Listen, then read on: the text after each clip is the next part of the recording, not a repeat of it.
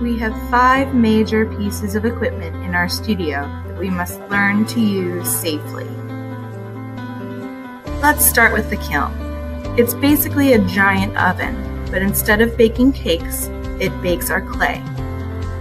It reaches multiple thousands of degrees, so you do not want to touch it when it's hot, and you want to wear heat-resistant gloves when handling fresh work.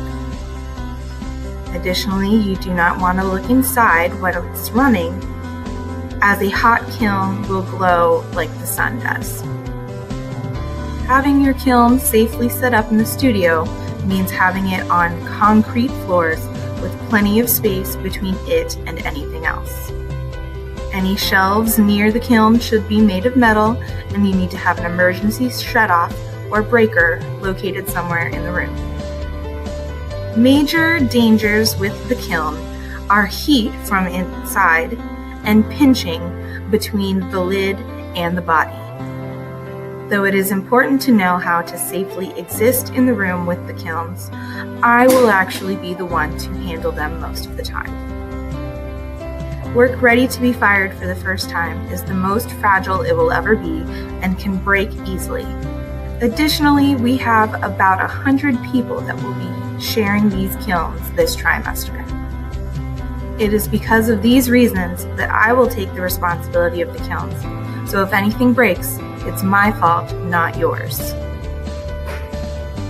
The Pug Mill is a wonderful machine that allows us to recycle our clay so that none goes to waste. Its entire purpose is to crush and mix old dry clay, so you never want to put your hand in the Pug Mill while it's running. This is an image of what you would see inside the Pug Mill. The biggest danger with the Pug Mill is pinching or crushing. Again, never ever put your hand inside while it's running. On most occasions, I will be the one to actually recycle the clay. But if the machine is stopped, you may add dry clay to be recycled. Next up is our slab roller.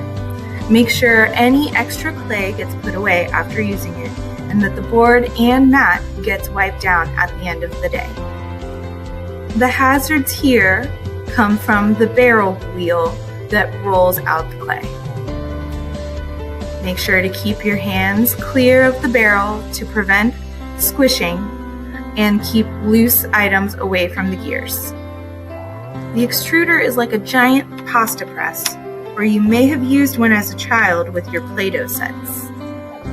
Make sure you remove any extra clay after using and clean it thoroughly with a sponge and water.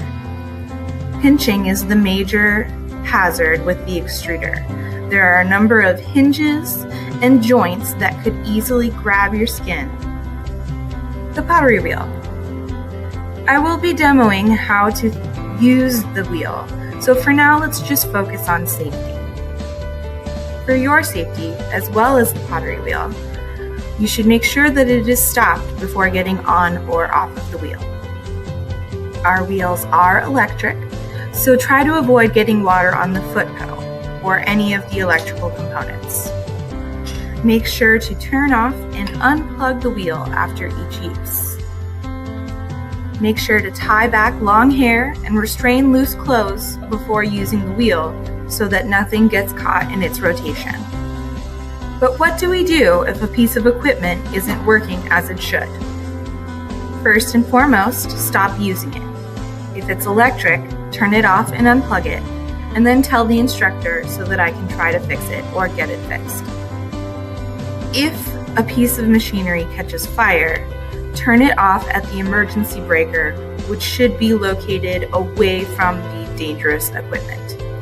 Once the power supply has been cut, tell the instructor and evacuate the area.